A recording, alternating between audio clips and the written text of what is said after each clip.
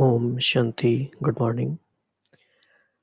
आज बाप-दादा एक समर्थ शिक्षक के रूप में और एक सेनापति के रूप में अपनी सेना की तैयारी को चेक कर रहे हैं। और जब सेना की तैयारी को चेक किया जाएगा तो क्या-क्या चेक किया जाएगा? ये चेक किया जाएगा कि सर्व शस्त्रधारी हैं, सारे शस्त्र तैयार हैं और हमारे शस्त्र कौन-से हैं? सारी शक्तियाँ। तो क्या हम सर्व शक्तियों के शस्त्रधारी तैयार हैं? तो आज की मुरली के द्वारा बाबा हमें आने वाले समय के लिए या कहें कि जो समय आ चुका है इसके लिए तैयारी करा रहे हैं। तो बाबा ने इस समय के लिए काफ़ी हमें गंभीर इशारे दिए हैं और बहुत पहले से दिए हैं, वो समय अभी हम देख रहे हैं। बाबा ने जैसे कहा कि नाज़ुक समय सामने आता जा रहा है, भिन्न-भिन्न प्रकार की हलचल बढ़ती ही जाएगी। यह निशानियाँ हैं समय आने की, यह ड्रामा में इशारे हैं तीव्र गति से संपन्न बनने के। तो अब 2 बातें हैं इसमें। आज की मुरली का जो मेन थीम है वो ये है कि एक तो हमें बाबा ने बताया और इतने सालों से बताया और पढ़ाया। क्या हम बाबा की बात को मान के तैयारी किए या हम समय को देख कर के तैयारी कर रहे हैं? या फिर हम ऐसी कैटेगरी में हैं कि हम समय को देखकर भी तैयारी नहीं कर रहे हैं? तो ये अलग-अलग कैटेगरीज़ हैं तैयारी की। तो आज हमें गहराई से चेकिंग करना है कि ऐसे नाज़ुक समय के लिए हमारी क्या तैयारी है? बढ़ती हुई हलचल के बीच और हलचल की बहुत सारी बातों के बीच हम कितने अचल रह जाएँगे या हमें छोटी-छोटी बातें भी हिलाती रहेंगी? तो ये सब ड्रामा की बातें चेक करने की हैं। तो आज अपने माइंड को हम सेट करेंगे। अब हम ये नहीं कह सकते आने वाला समय, बल्कि हम कहेंगे जो समय आ गया है, उसके लिए हमारी क्या तैयारी है वो चेक करेंगे। बाबा ने आज 3 कैटेगरी के बच्चे देखे। बाबा ने कहा कि पहले प्रकार के बच्चे हैं सदा शक्तियों के शस्त्रधारी। इन्हें कहेंगे एवर रेडी विजयी महावीर तैयार बच्चे। सदा हैं और सर्व हैं शक्तियों के शस्त्रधारी। दूसरी कैटेगरी में देखा कि समय प्रमाण शस्त्रधारी हैं। सदा तैयार नहीं है, लेकिन समय आता है तो तैयार हो ही जाते हैं, कैसे भी करके। चाहे बाबा की मदद मिलती है, चाहे खुद की शक्तियों को जागृत करते हैं। और तीसरी कैटेगरी के बच्चे हैं, जो समय आने पर शस्त्रधारी बनने का प्रयास करते हैं। पूरी तरह बन नहीं पाते, पूरी तरह सफल हो नहीं पाते। तो अब हम अपने आप को चेक करें कि हम किस कैटेगरी में हैं। सर्व शक्तियाँ सदा हैं या समय प्रमाण हम शस्त्रधारी बन जाते हैं या समय आने पर भी कोशिश करते हैं और फेल हो जाते हैं। तो आप लास्ट वीक की सारी सिचुएशंस को ले लीजिए, कोई भी एक सिचुएशन को आप लीजिए, तो आप देखोगे उस सिचुएशन में क्या हुआ। आप विजयी थे ही या आपको विजयी बनने के लिए पुरुषार्थ करना पड़ा या पुरुषार्थ करने के बाद भी विजयी नहीं बन पाए। तो हमारा शिक्षक कौन हुआ? हमारा शिक्षक समय है या सर्वशक्तिवान शिक्षक है? तो ये आज का मुख्य प्रश्न है अपने आप से पूछने का। बाबा ने फिर याद दिलाया कि तुम्हारा शिक्षक समय कैसे हो सकता है? तुम तो खुद ही समय को अर्थात युग को बदलने वाले हो, युग परिवर्तक हो। तो आप खुद समय को बदलने वाले हो तो समय आपका शिक्षक नहीं हो सकता। फिर बाबा ने कार्मिक फिलॉसफी की और गहरी बातें बताई। बाबा ने बताया कि हिसाब-किताब भी बड़ा गहरा है। अगर एक का लाख गुलाम मिलता भी है, तो उसका उल्टा हिसाब भी फिर है। तो वो भी हम आज की मुरली में देखेंगे। बाबा ने हिसाब-किताब के साथ ही बताया कि आने वाला जो समय है सतयुग का, वहाँ पे जो नवीनता के समय का सुख होगा, उसका कनेक्शन अभी हमारे संगम युग के पुरुषार्थ के साथ कैसे है, ये भी हम देखेंगे। फिर बाबा ने कहा कि इतना सारा नुकसान करके अगर होश में आए अंत समय में, तो फिर क्या फ़ायदा? अंत में होश में आने से कोई फ़ायदा नहीं है, अभी होश का समय है। तो ड्रामा अनुसार जो भी बातें हो रही हैं हमारे चारों ओर, ये सारे इशारे हैं। अब हमारे पास चॉइस है कि हम इनको भी अनदेखा करें और कहते रहे नहीं नहीं सब ठीक है, सब नॉर्मल है, ऐसे ही है, या फिर हम इशारों को समझें। और ये भी ड्रामा की बलिहारी है कि बीच का थोड़ा समय हमें तैयारी के लिए मिला। ये भी एक प्रिविलेज था, प्रिविलेज है जो हम यूज़ कर सकते हैं। कई लोग भाई बहनों ने यूज़ किया भी है, कई लोगों ने नहीं भी किया है। तो ये सोचने की बात है। तो आज की मुरली को हम डिटेल में पढ़ेंगे। ओम शांति। आज सर्वशक्तिवान बाप अपने चारों ओर की शक्ति सेना को देख रहे हैं। कौन कौन सदा सर्व शक्तियों के शस्त्रधारी महावीर विजयी विशेष आत्माएं हैं। कौन कौन सदा नहीं लेकिन समय पर समय प्रमाण शस्त्रधारी बनते हैं। कौन कौन समय पर शस्त्रधारी बनने का प्रयत्न करते हैं। तो 3 कैटेगरी हो गई। इसीलिए कभी वार कर सकते, कभी हार खा लेते, कभी वार कभी हार के चक्कर में चलते रहते हैं। ऐसे तीनों प्रकार की सेना के अधिकारी बच्चे देखे। तो बाबा ने अपनी ऑब्जर्वेशन बच्चों को बता दी। लेकिन विजयी श्रेष्ठ आत्माएं सदा पहले से ही अवरेडी रहती हैं। समय प्रमाण शस्त्रधारी बनने में समय शिक्षक बन जाता है। ये कितनी सूक्ष्म गति है। हो तो दोनों ही तैयार गई आत्माएं, लेकिन एक एवरेडी पहले से तैयार थी, दूसरा समय पर तैयार हुई। तो सोचो उसको भी समय शिक्षक बन गया। तो समय रूपी शिक्षक के आधार पर चलने वाले सर्वशक्तिवान शिक्षक की शिक्षा से एवरेडी न बनने के कारण कभी समय पर धोखा भी खा लेते हैं। क्योंकि अब जो तैयारी होने का आधार है वो है समय की परख। समय को परख लिया तो बन गए तैयार, नहीं परखा तो धोखा खा लिया। इसलिए धोखा खाने से स्मृति के होश में आते हैं। इसीलिए सर्वशक्तिवान शिक्षक के श्रेष्ठ शिक्षाधारी बनो, समय रूपी शिक्षक के शिक्षाधारी नहीं। ये निश्चय की बात भी है, ये अंडरस्टैंडिंग की बात भी है, ये आने वाले समय को परखने की बात भी है। तो बाबा जो बताएंगे उसके अकॉर्डिंग हमें तैयार होना है, ना कि समय के आधार से। समय के आधार से तो दुनिया में भी लोग तैयार हो जाते हैं। तो कई बच्चे बाप दादा से रो रिहान करते, आपस में भी रो रिहान करते, साधारण रूप से यह बोलते रहते कि समय आने पर सब ठीक हो जाएगा। तो हमें चेक करना है कि कहीं हम तो ऐसा नहीं करते। समय आने पर सब ठीक हो जाएगा, समय पर दिखा देंगे व समय पर कर लेंगे, ये हम डिफेंस मैकेनिज्म यूज करते हैं। लेकिन आप विश्व परिवर्तक बच्चों को संपन्न श्रेष्ठ समय का आह्वान करने का कार्य मिला हुआ है। आप निमित्त हो सुनहरे सवेरे का समय लाने के लिए।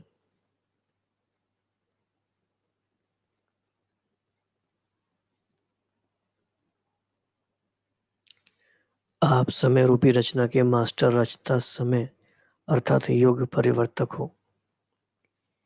ये बहुत गहरे महावाक्य हैं, बिल्कुल टोटल शिफ्ट है इसमें।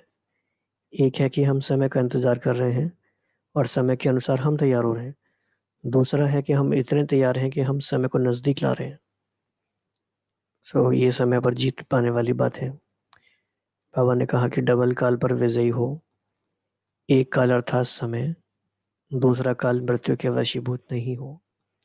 विजयी हो, अमर भव के वरदानी स्वरूप हो। इसीलिए समय प्रमाण करने वाले नहीं, लेकिन बाप के फरमान प्रमाण चलने वाले। तो समय तो अज्ञानी आत्माओं का भी शिक्षक बनता है।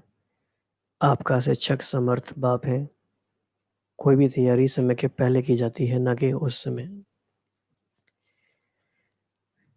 ये बहुत गहरी बात है जो बाबा ने कही है, और आज पूरे दिन भर में हमें इस बात की स्मृति में रहना है कि बाबा ने जो बताया है हर एक महावाक्य में संपूर्ण निश्चय रख करके हमें तैयारी करनी है, और हमने तैयारी की है। समय के अनुसार नहीं की है, समय को देखकर नहीं की है। समय को नज़दीक लेकर आए हैं। तो तैयारी समय के पहले की जाती है, ना कि उस समय। एवर रेडी सर्व शस्त्र शक्तिधारी सेना के हो, तो सदा अपने को चेक करो कि सर्व शक्तियों के शस्त्र धारण किए हुए हैं।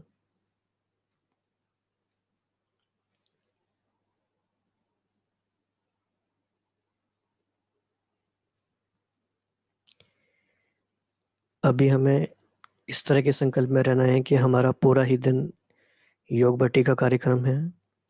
हर दिन ही हमारी योग भट्टी है, और जो भी मुरली में हम सुनते हैं उसके अकॉर्डिंग पूरे दिन ही हमें चिंतन करते रहना है। और कितना अच्छा प्यारा अभ्यास है, सर्व शक्तियों का ऑडिट करना है। क्या सारी शक्तियाँ मेरे पास हैं? और सिर्फ 8 शक्तियों की बात नहीं है, और भी बहुत शक्तियाँ हैं। वो सारी लिस्ट अपने पास रख के हर एक मुरली से आप निकालते ही जाएंगे, निकाली भी होंगी। तो पूरे दिन सारी ही शक्तियों का ऑडिट करना है, जैसे कि परिवर्तन शक्ति, शांति की शक्ति,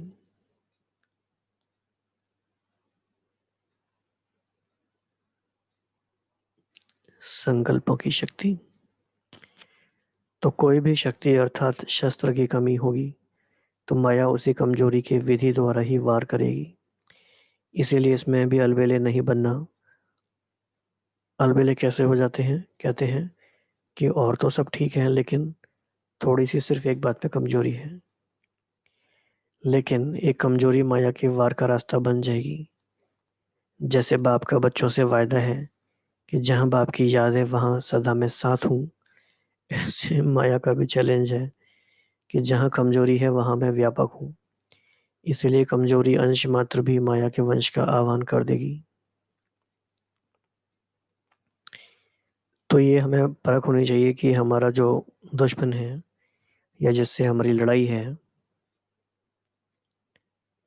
उसका किस तरह का नेचर है।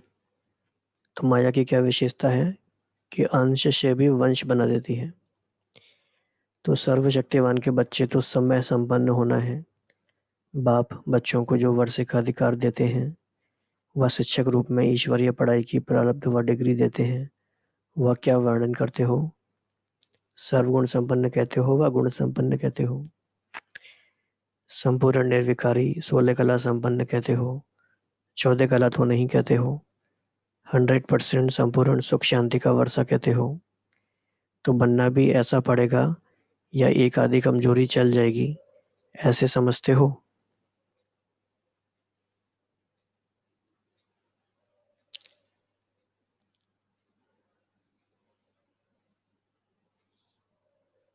तो बाबा फिर इसका आंसर कर रहे हैं कि हिसाब किताब भी गहन है, भोलानाथ भी है, लेकिन कर्मों की गति का ज्ञाता भी है। देता भी कणे का गणना करके है, और हिसाब भी कणे कणे का करता है। ये लाइन हम सबको याद रखनी चाहिए। ये हमें डायरी में नोट करना है। कई बार हम बाबा को सिर्फ प्यार के सागर में बाप के रूप में याद करते हैं। भोलानाथ भी है, लेकिन कर्मों की गति का ज्ञाता भी है। एक एक बात का हिसाब किताब होता है। अगर एक आधी कमजोरी रह जाती है तो प्राप्ति में भी आधा जन्म एक जन्म पीछे आना पड़ता है। श्री कृष्ण के साथ साथ वह विश्व महाराजन पहले लक्ष्मी नारायण की रॉयल फैमिली व समीप के संबंध में आ नहीं सकेंगे। तो कहाँ नहीं आ सकेंगे, उसका बाबा ने बहुत अच्छा डिस्क्रिप्शन दिया है। जैसे संवत एक एक एक से शुरू होगा, ऐसे नया संबंध, नई प्रकृति, नंबर 1 नई आत्माएं, नई अर्थात ऊपर से उतरी हुई आत्माएं, नई आत्माएं, नया राज्य। यह नवीनता के समय का सुख, सतो प्रधान नंबर 1 प्रकृति का सुख नंबर 1 आत्माएं ही पा सकेंगी।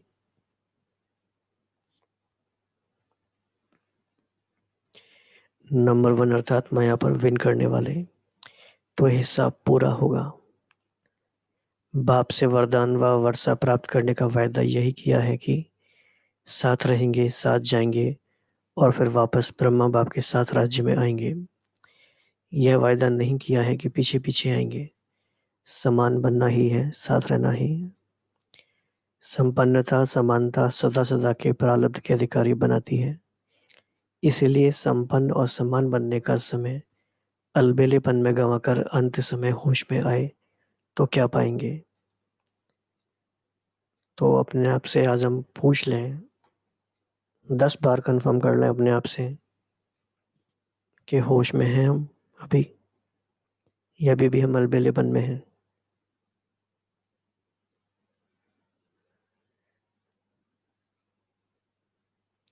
अभी हमारी प्रायोरिटी क्या है? अभी हमारा समय किस बात में जा रहे हैं?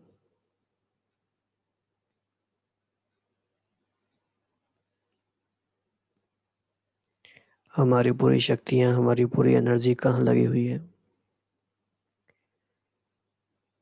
क्या कुछ और भी जरूरी काम है इसके सिवाय? तो आज सभी के सर्व शक्तियों के शस्त्रों की चेकिंग कर रहे थे। तो रिजल्ट सुनाई, 3 प्रकार के बच्चे देखे। आप सोचते हैं कि आगे चलिए अलबेलेपन के नाज, इतना थोड़ा सा तो चल ही जाएगा, इतनी मदद तो बाप कर ही देगा। लेकिन यह नाज नाजुक समय पर धोखा न देवे, और बच्चे नाज से उलझन ना दें कि इतना तो सोचा नहीं था, इसीलिए नाजुक समय सामने आता जा रहा है।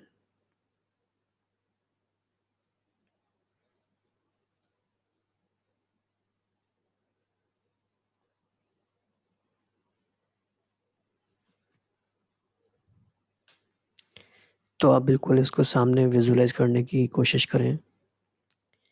नाजुक समय सामने आता जा रहा है, भिन्न भिन्न प्रकार की हलचल बढ़ती ही जाएगी। यह निशानियां हैं समय आने की। यह ड्रामा में इशारे हैं तीव्र गति से संपन्न बनने के। समझा?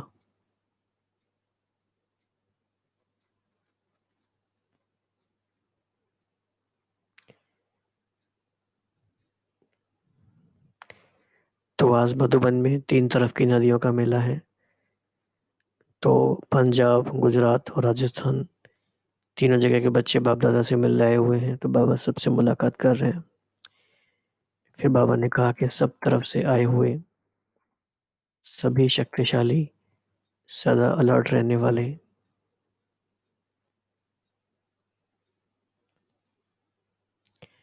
सदा सर्व शक्तियों के शस्त्रधारी, सर्व आत्माओं को संपूर्ण संपन्न बन शक्तियों का सहयोग देने वाले, श्रेष्ठ काल श्रेष्ठ योग लाने वाले, योग परिवर्तक वन नंबर वन संपन्न राज्य भाग्य के अधिकारी, ऐसे सर्वश्रेष्ठ बच्चों को बाप दादा का याद प्यार और नमस्ते।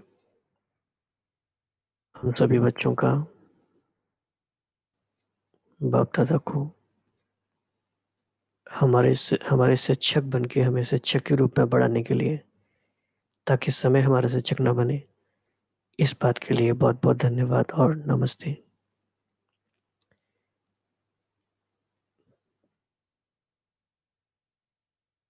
तो बहुत इम्पोर्टेंट मुरली आज हमने ये पढ़ी।